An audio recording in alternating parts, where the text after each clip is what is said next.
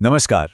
आज हम भौतिकी के एक बहुत ही फंडामेंटल टॉपिक को समझने जा रहे हैं, मेजरमेंट्स में एरर्स और अनसर्टेनिटी। देखिए, कॉम्पिटिटिव एग्जाम्स के लिए ये समझना बहुत ज़रूरी है कि कोई भी माप कभी भी 100% सही क्यों नहीं होता और हम उस अनसर्टेनिटी को, उस अनिश्चितता को कैलकुलेट कैसे करते हैं। तो चलिए एक आम सी सिचुएशन लेते हैं। मान लीजिए एक मेज की लंबाई मापी गई और रीडिंग आई 10.1 सेंटीमीटर। फिर किसी और ने मापी और रीडिंग आई 10.2 सेंटीमीटर, जबकि उसकी असली लंबाई 10.0 सेंटीमीटर थी। तो सवाल यह है कि सही कौन है?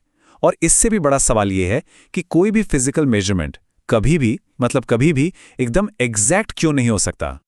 देखिए, फिजिक्स में जब हम एरर या त्रुटि शब्द का इस्तेमाल करते हैं तो इसका मतलब कोई गलती करना नहीं होता। यह बस एक सच्चाई है कि कोई भी मेजरमेंट परफेक्ट नहीं हो सकता। यह हर माप का एक नेचुरल हिस्सा है जिसे हमें समझना है और जिसे हमें मापना सीखना है। तो फिर असली वैल्यू या ट्रू वैल्यू पता कैसे चले? क्योंकि उसे एकदम सटीकता से मापना तो लगभग नामुमकिन है। तो हम क्या करते हैं? हम एक सबसे अच्छा अंदाजा लगाते हैं। इसका सबसे बढ़िया तरीका है कि एक ही चीज को कई बार मापा जाए और फिर उन सभी रीडिंग्स का औसत यानी मीन निकाल लिया जाए। यही वो मान है जो हमें असली मान के सबसे करीब ले जाता है। अच्छा, अब इन एरर्स को मैनेज करने से पहले यह समझना जरूरी है कि एक अच्छा मेजरमेंट असल में दिखता कैसा है। और यहीं पर दो बहुत जरूरी शब्द आते हैं, एक्यूरेसी यानी यथार्थता और प्रिसिजन यानी परिशुद्धता। इन दोनों में एक बहुत ही मजेदार और जरूरी अंतर है। एक्यूरेसी का मतलब है कि हमारा माप असली वैल्यू के कितना करीब है, मतलब हम निशाने के कितने पास हैं। और प्रिसिजन का मतलब है कि हमारे सारे माप एक दूसरे के कितने करीब हैं, भले ही वो निशाने पर हों या ना हों। चलिए इसे एक टारगेट वाले उदाहरण से समझते हैं। ये देखिए, ये सबसे अच्छी स्थिति है।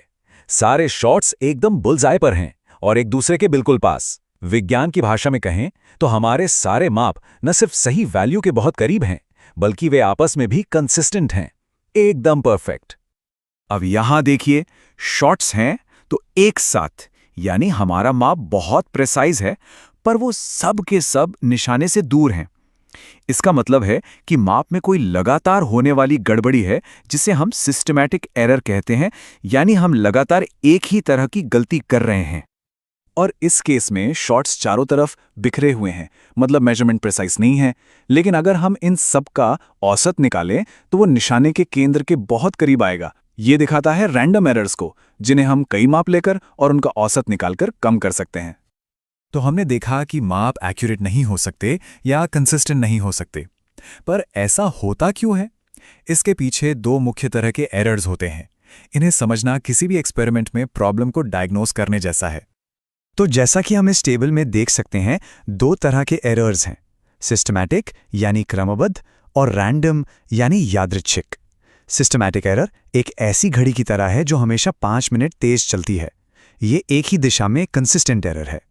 वहीं रैंडम एरर अनप्रेडिक्टेबल होती हैं, जैसे माप लेते समय हाथ का थोड़ा हिल जाना या तापमान में हल्का सा बदलाव आ जाना। अब जब हमने एरर्स के प्रकारों को समझ लिया है, तो चलिए अब सीखते हैं कि इस अनसर्टेनिटी या अनिश्चितता की भाषा में बात कैसे की जाती है। तो हम इस अनसर्टेनिटी को लिखते कैसे हैं? इसका एक स्टैंडर्ड तरीका है। हम लिखते हैं माप प्लस माइनस अनिश्चितता, जैसे a plus minus delta a।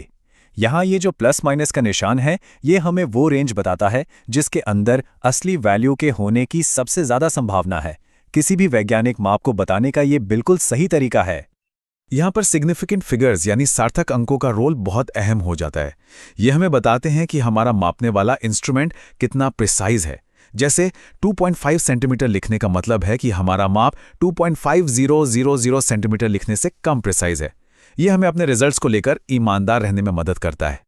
तो अब सवाल ये है कि जब हम इन अनसर्टेन मेजरमेंट्स को लेकर कोई कैलकुलेशन करते हैं, जैसे एरिया या वॉल्यूम निकालते हैं, तो क्या होता है?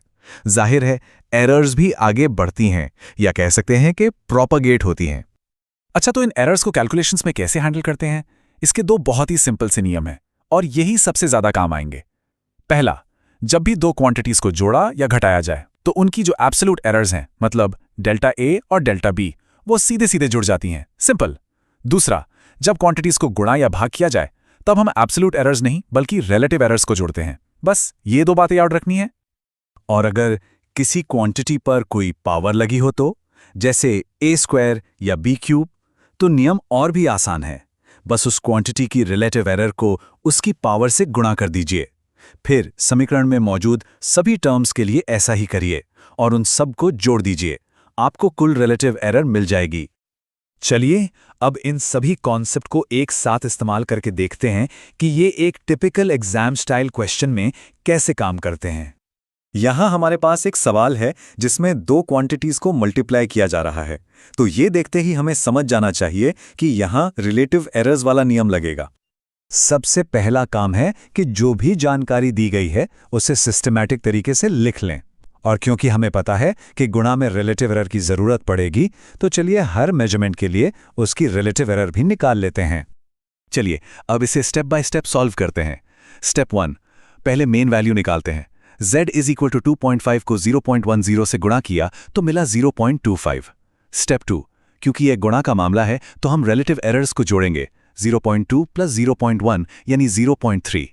स्टेप 3, अब इस कुल रिलेटिव एरर को वापस एब्सोल्यूट एरर में बदलेंगे तो 0.3 को 0.25 से गुणा किया तो मिला 0.075। स्टेप 4, आखिर में हम इसे सही सिग्निफिकेंट फिगर्स में राउंड ऑफ करेंगे और रिपोर्ट करेंगे। तो जवाब है 0.25 + 0.01 मीटर, मतलब हमारा सही ऑप्शन है ए। तो एग्जाम्स के लिए कुछ बातें गांठ बांध लीजिए। जब भी गुणा या भाग दिखे तो दिमाग में परसेंटेज या रिलेटिव एरर आनी चाहिए। जब जोड़ या घटाव दिखे तो एब्सोल्यूट एरर। और हां, अपने फाइनल आंसर में सिग्निफिकेंट फिगर्स का ध्यान रखना कभी मत भूलिएगा। तो आखिर में एक सवाल, क्या एरर एनालिसिस का मतलब गलत होना है, या इसका मतलब यह है कि हम वैज्ञानिक रूप से इस बात को लेकर ईमानदार हैं कि हम कितने सही हैं? असल में जब हम एरर एनालिसिस में महारत हासिल कर लेते हैं तो हम अपने रिजल्ट्स को परफेक्ट बताकर नहीं, बल्कि उसकी सीमाओं के साथ सच्चाई से दुनिया के सामने रखते हैं।